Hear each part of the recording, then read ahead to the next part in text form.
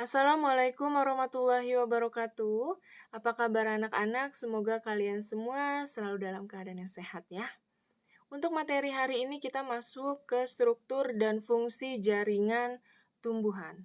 Nah, anak-anak, bahwa kita tahu tumbuhan itu memiliki banyak sel dan sel-sel ini akan membentuk yang namanya suatu jaringan. Dan jaringan itu merupakan kumpulan sel yang mempunyai struktur dan fungsi yang sama. Jaringan penyusun tubuh tumbuhan ini dibedakan menjadi dua. Yang pertama adalah jaringan meristem. Ini merupakan jaringan yang aktif membelah. Dan yang kedua adalah jaringan permanen. Merupakan jaringan yang tidak aktif membelah lagi dan sudah mengalami diferensiasi. Yang pertama adalah kita masuk ke jaringan meristem terlebih dahulu ya. Kita tahu bahwa jaringan meristem ini merupakan jaringan yang mempunyai sel-sel yang bersifat embrional atau aktif membelah. Dan jaringan ini merupakan pusat pada tumbuhan dalam proses pertumbuhannya. Di sini ada sifat-sifat jaringan meristem. Yang pertama yaitu terdiri atas sel-sel muda dalam fase pembelahan dan juga pertumbuhan. Yang kedua, biasanya tidak ditemukan adanya ruang antar sel, di antaranya sel-sel meristem. Yang ketiga, berbentuk bulat, lonjong dengan dinding sel yang tipis. Yang keempat, masing-masing selnya mengandung banyak sitoplasma dan mengandung satu atau lebih inti sel. Dan yang kelima, yaitu vakuolanya sangat kecil dan kadang-kadang tidak ada. Nah, biasanya jaringan meristem ini letaknya terdapat di pangkal batang, ya, kambium, ujung batang, dan juga ujung akar. Fungsi dari jaringan meristem itu adalah sebagai alat penyokong. Dan ini memberikan kemudahan untuk tumbuh dengan baik saat tumbuh ke atas atau meninggi, ataupun tumbuh ke samping atau membesar. Selanjutnya adalah macam-macam jaringan meristem berdasarkan letaknya. Ini dibagi menjadi 3. Yang pertama adalah meristem apikal. Ini merupakan jaringan muda yang terbentuk oleh sel-sel initial yang berada pada ujung-ujung dari alat-alat tumbuhan. Meristem apikal ini terletak di ujung akar dan juga batang dan mampu menghasilkan pemanjangan. Jadi meristem ini menyebabkan tumbuhan menjadi tinggi atau panjang. Yang kedua adalah meristem interkalar.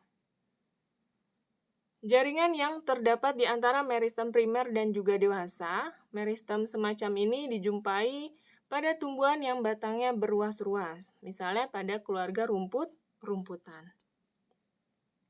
Yang ketiga adalah meristem lateral. Meristem lateral ini menghasilkan pertumbuhan sekunder. Yang termasuk meristem lateral adalah kambium dan juga velogen atau kambium gabus. Kambium ini terdapat pada tumbuhan berbiji terbuka dan juga tumbuhan dikotil. Nah, ini adalah macam-macam jaringan meristem berdasarkan letaknya ya. Selanjutnya adalah macam-macam jaringan meristem berdasarkan asalnya. Yang pertama yaitu promeristem. Merupakan sebuah embrio pada tanaman yang sudah ada saat tanaman di fase embrio. Yang kedua adalah meristem primer. Ini merupakan jaringan pada tumbuhan dewasa dan masih aktif membelah. Pembelahan sel ini merupakan alasan terjadinya pertumbuhan primer pada tumbuhan. Pertumbuhan primer ini meliputi batang yang bertambah tinggi dan akar yang semakin panjang. Yang ketiga adalah meristem sekunder. Nah, ini jaringan yang berasal dari meristem primer yang mengalami diferensiasi dan juga spesialisasi. Contohnya pada kambium dan juga kambium gabus. Biasanya kalau kambium itu kita dapat jumpai di bagian batang dan juga akar. Kalau kambium gabus itu pada kulit batang dan membentuk jaringan gabus yang sukar dilalui oleh air. Selanjutnya kita masuk ke jaringan permanen atau jaringan dewasa. Nah, berdasarkan tipenya ini dibedakan menjadi dua. Jadi ada jaringan yang tersusun atas satu tipe sel ya, satu tipe sel atau jaringan sederhana, dan jaringan yang tersusun lebih dari satu tipe sel. Nah, kita yang pertama ini masuk ke jaringan yang tersusun atas satu tipe sel atau jaringan sederhana. Yang pertama itu adalah jaringan parenkim atau jaringan dasar. Merupakan jaringan yang selnya berdinding selulosa tipis yang berfungsi sebagai pengisi bagian tubuh tumbuhan. Nah, ini adalah contoh dari jaringan parenkim. Ciri-ciri dari jaringan parenkim yaitu terdiri dari sel-sel hidup, dinding selnya tipis dan lentur, berbentuk segi enam, ya, memiliki banyak vakuola, letak inti selnya mendekati dasar sel, mampu bersifat meristematik, dan juga mempunyai banyak rongga sel sehingga susunannya tidak rapat. Nah, itu adalah ciri-cirinya, ya. Yang kedua itu adalah jaringan kolenkim. Nah, di sini ada ciri-cirinya, yaitu sel bulat karena penebalan selulosa pada dindingnya, selnya hidup, tidak ada ruang antar sel, dinding selnya terdiri dari selulosa, dan kolenkim ini bersifat plastis. Biasanya, letaknya ini umumnya di bawah epidermis batang, tangkai daun, tangkai bunga, dan juga ibu tulang daun. Kolenkim juga terdapat pada akar.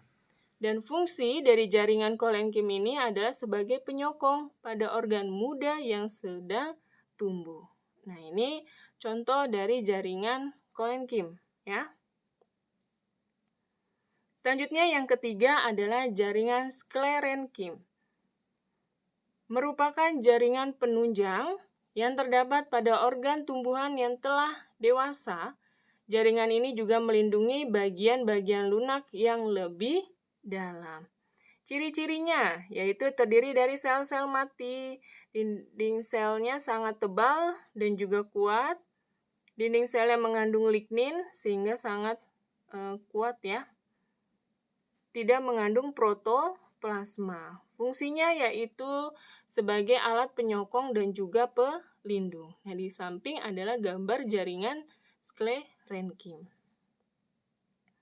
Nah, selanjutnya kita akan masuk ke jaringan yang tersusun lebih dari satu tipe sel, yaitu jaringan pengangkut yang terdiri dari jaringan xilem. Nah, penyusun utamanya adalah trakea dan juga trakeit. Trakeit ini adalah sel-sel tabung yang berdinding tebal, ya. Nah, fungsi dari jaringan xilem ini adalah mengangkut air serta garam-garam mineral dari akar menuju daun. Nah, di sini ada struktur jaringannya ya, dari xilem dan juga floem. Selanjutnya adalah jaringan floem. Floem atau pembuluh tapis, ini pada batang dikotil terletak di sebelah luar xilem. Fungsinya yaitu menghantarkan hasil fotosintesis dari daun ke seluruh bagian tubuh tumbuhan. Selanjutnya, kita masuk ke teknologi yang terinspirasi dari struktur jaringan tumbuhan. Yang pertama itu adalah panel surya. Nah, anak-anak, bahwa teknologi pembangkit listrik tenaga surya ini dibuat meniru prinsip daun yang memanfaatkan energi matahari untuk menghasilkan energi listrik. Jadi, panel surya ini terinspirasi dari mekanisme fotosintesis pada tumbuhan, ya. Yang kedua yaitu lapisan pelindung dan pengilap. Lapisan kutikula atau lapisan lilin pada daun talas atau teratai yang mampu mencegah air untuk membasahi daun ini menjadi inspirasi ilmuwan untuk menerapkannya dalam membuat cat yang tidak mudah kotor. lapisan pengilap, yaitu pada mobil dan juga pada perabotan rumah tangga, ya, dan lapisan anti air. Nah, ini pada semir sepatu. Jadi contohnya seperti ini, ya. Nah, anak-anak di sini ada token agar kalian bisa masuk ke link soal. Selanjutnya adalah alat pemurnian air. Ini terinspirasi pada tanaman eceng gondok. Kalian tahu ya, tanaman eceng gondok yang tumbuh ada di kolam, ya, danau, waduk, dan lain sebagainya. Jadi, perairan yang ditumbuhi eceng gondok ini biasanya airnya akan jernih. Hal ini kenapa terjadi? Karena eceng gondok ini memiliki akar serabut yang banyak dan juga rapat sehingga dapat menyerap partikel-partikel yang ada di dalam air. Dan air ini akan menjadi jernih. Bahkan zat beracun yang ada dalam air pun dapat diserap oleh eceng gondok. Dan yang terakhir itu adalah sensor cahaya. Contohnya yaitu lampu jalanan, ya, lampu penerang jalan. Lampu penerang jalan ini mampu menyala dan mati karena terdapat sensor cahaya, yaitu resistor, ya, fotoresistor atau LDR atau light dependent resistor, dan juga terdapat saklar on off. Nah, fotoresistor ini dapat mendeteksi atau dapat mengetahui ada dan tidak adanya cahaya di lingkungan sekitar. Nah, itu dia ya anak-anak, contoh teknologi yang terinspirasi dari struktur jaringan tumbuhan. Nah, anak-anak, materi hari ini sampai di sini. Jangan lupa tugasnya dikerjakan dengan baik. Jaga kesehatan kalian. Terima kasih. Sampai bertemu minggu depan. Wassalamualaikum warahmatullahi wabarakatuh.